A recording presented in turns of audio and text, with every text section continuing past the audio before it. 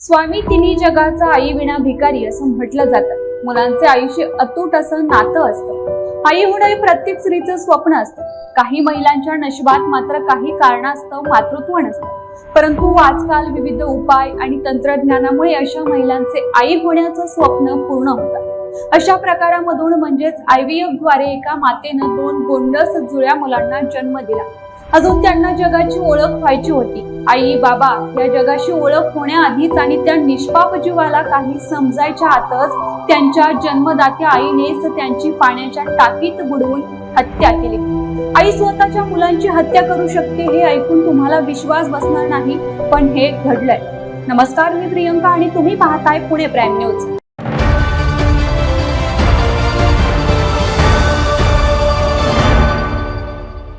थेऊर येथील उच्च शिक्षित आणि पेशाने शिक्षिका असलेल्या प्रतिभा हिचे आष्टा तालुका वळवा जिल्हा सांगली येथील शिक्षक असलेल्या हेमंत कुमार मोहिते यांच्याशी 2014 मध्ये विवाह झाला. दोघांचेही BEd पर्यंत शिक्षण झाले. सासरे सुद्धा सेवानिवृत्त शिक्षक अशा सुसंस्कृत परिवारात त्यांचा प्रपंच हसता खेळता चालला होता.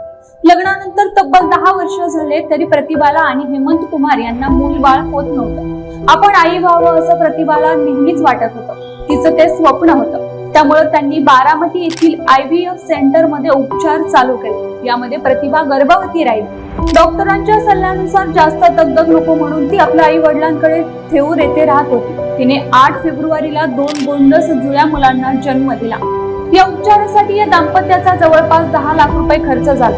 दोन्ही बाळांच्या जन्मामुळे दोन्ही कुटुंबांमध्ये आनंदाचं वातावरण होतं. परंतु ज्या बाळांना जन्म दिला ती बालके काही ना काही कारणावरून सतत आजारी पडत होती. तसेच प्रतिभा यांना मुलांना स्तनपान करताना अडचणी येत होत्या. त्यांची वाढ म्हणावी तशी होत नव्हती. यातूनच प्रतिभा हिच्या मनाला रुख लागली होती आणि ती ताण तणाव आणि नैराश्याच्या छायेत होती. मुलांना जन्म देऊनही आपल्याला आई होण्याचं कर्तव्य पार पाडता येत नाही ही तिच्या मनाला सल होती. यातूनच ती घरी एकटीच बसायची, कुणाशी जास्त बोलायची नाही. हा एकटेपणा 2 निरागस जीवांच्या आयुष्यावर येईल असं वाटलंच नव्हतं. प्रतिभा स्वतःच आत्महत्या करणार होती. परंतु माझ्यानंतर मुलांचं काय होईल असं तिला वाटलं आणि बरोबर 2 महिन्यांनीच म्हणजेच 8 एप्रिलला सकाळी 6 वाजता प्रतिभा मुलांना घेऊन घराच्या टेरेसवर असणाऱ्या टाकीजवळ गेली आणि जेमतेम 1000 लिटर क्षमता असणाऱ्या या टाकीत आधी मुलांना टाकलं आणि स्वतःही उडी मारली.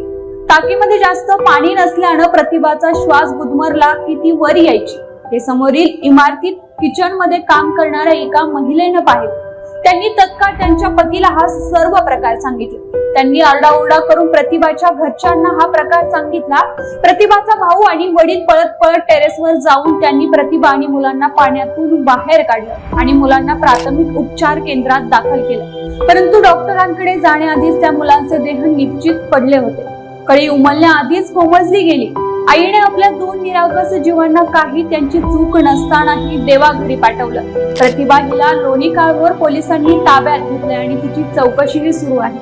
उच्च शिक्षित असणाऱ्या आणि समाजाला दिशा देणाऱ्या व्यक्तीकडूनच जर अशी गोष्ट घडत असेल तर बाकीच्या लोकांनी काय आदर्श घ्यायचा. जुने लोक म्हणतात मुलांसाठी आई तळहाताचा पाळणा आणि पापण्यांचा वारा करते.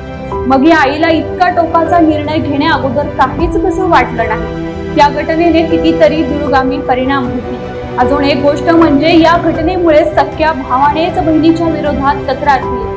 घटनास्थळावर भेट दिली तेव्हा सगळं अगदी सुन्न होतं. हे कसं होऊ शकतं असं प्रत्येकाच्या मनात येत होतं. पुढील तपास लोणी काळभोर पोलीस ठाण्याचे पोलीस उपनिरीक्षक रत्नदीप बिराजदार करीत आहेत.